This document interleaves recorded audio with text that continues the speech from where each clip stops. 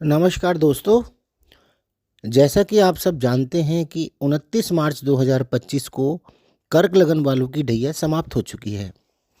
ये ढैया की 2.5 वर्ष उन पर क्या बीती है ये सिर्फ वो ही जानते हैं जिन्होंने इसे झेला है। पैसों की तंगी, लोगों में बदनामी, रिश्तेदारों का मुंह फेर लेना, इन्होंने क्या क्या नहीं देखा और क्या क्या नहीं झेला। 17 जनवरी 2023 से 29 मार्च 2025 तक का यह समय कर्क लगन व कर्क राशि वालों के लिए ढैया का समय रहा था और इस समय में इन्होंने काफ़ी हद तक दुनिया को पहचान लिया होगा। किंतु अब आपका कष्ट का यह दौर खत्म हो चुका है। अभी तक आपने क्या कुछ नहीं झेला है। अब चाहे साढ़े साती हो या ढैया हो, यह समय कष्ट में ही बीतता है। कई बार तो पैसे पैसे के लिए मोहताज भी होना पड़ता है। कर्जे वाले सर पे खड़े हो जाते हैं, कोर्ट केस तक हो जाते हैं। दिमाग पर इतना प्रेशर हो जाता है कि आदमी सोचता है कि ऐसी ज़िंदगी जीकर भी क्या करना है। किंतु अब आप इस परीक्षा से निकल चुके हो। आपका बुरा समय निकल चुका है। अब आप धीरे धीरे राहत महसूस कर रहे होंगे। आपका खोया हुआ मान सम्मान आपको वापस मिलेगा। आपकी ज़िंदगी पर छाया अंधेरा छटना शुरू हो चुका है। आप धीरे धीरे सब चीज़ें रिकवर भी कर रहे होंगे। शनि 29 मार्च 2025 से आपके अष्टम भाव यानी कुंभ राशि से निकलकर मीन राशि में आ चुके हैं और यहाँ पर 3 जून 2027 तक रहने वाले हैं।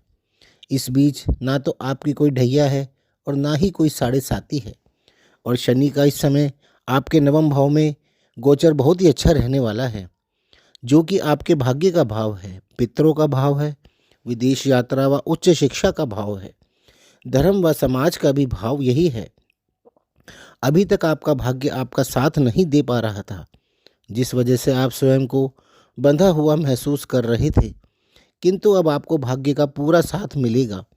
आपके कार्यों में आ रही रुकावटें खत्म होंगी। पिता का साथ व पितरों का आशीर्वाद मिलेगा। विदेश जाने के अवसर भी मिलेंगे। धार्मिक व सामाजिक कार्यों में आपकी रुचि बढ़ेगी तथा आप उसमें बढ़ चढ़कर हिस्सा भी लेंगे। 3 जून 2027 को शनि आपके नवम भाव यानी मीन राशि से निकलकर मेष राशि यानी आपके दशम भाव में आ जाएंगे। हम यदि लगन के अनुसार देखेंगे तो दशम भाव में आ जाएंगे और यदि चंद्र राशि कर्क के अनुसार देखेंगे तो भी चंद्र राशि से दशम भाव ही पड़ेगा। तो हम चंद्र राशि को ही लगन बनाकर उसके अनुसार ही देखते हैं।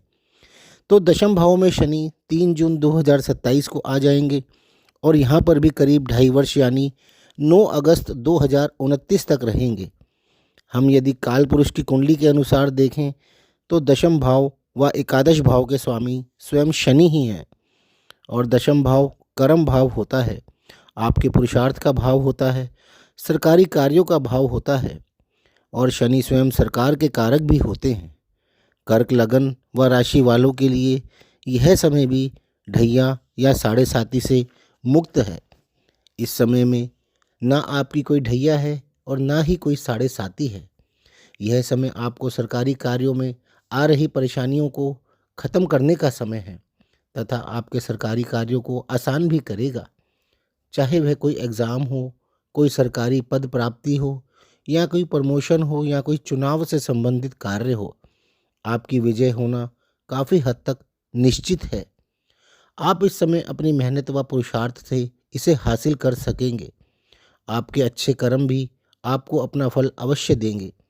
इसके बाद 9 अगस्त 2029 को शनि आपके दशम भाव यानी मेष राशि से निकलकर वृष राशि में यानी आपके एकादश भाव में प्रवेश कर जाएंगे। काल पुरुष की कुंडली में एकादश भाव के स्वामी भी शनि ही हैं और यह समय भी कर्क वालों के लिए ढैया व साढ़े साती से पूरी तरह मुक्त है। यहाँ पर शनि 31 मई 2032 तक रहेंगे। एकादश भाव लाभ भाव होता है और यहाँ पर हर ग्रह का फल अच्छा ही मिलता है। शनि यहाँ पर रहकर आपको जीवन में लाभ ही लाभ देंगे।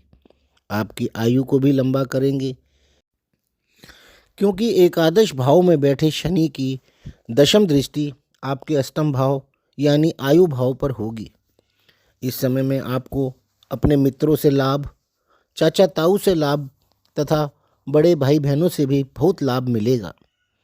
तो दोस्तों, यह 31 मई 2032 तक का समय आपके लिए बहुत ही अच्छा रहने वाला है। इस बीच ना तो आपकी कोई ढैया है और ना ही कोई साढ़े साती है। शनि का भी आप पर पूरा पूरा आशीर्वाद रहेगा और इस बीच आप अपने कर्म अच्छे रखिएगा, क्योंकि 31 मई 2032 से आपकी 7.5 साल के लिए साढ़े साती शुरू हो जाएगी। और यदि आपके कर्म अच्छे होंगे तभी आप शनि के प्रकोप से बच पाएंगे, अन्यथा आपको शनि के कोप को भोगना ही भोगना पड़ेगा। तो दोस्तों, ये थी कर्क लगन व कर्क राशि वालों की 5 साल की भविष्यवाणी। आपको यदि ये अच्छी लगी हो तो इस वीडियो को लाइक ज़रूर करें और हमारे चैनल को सब्सक्राइब भी कर लें। धन्यवाद।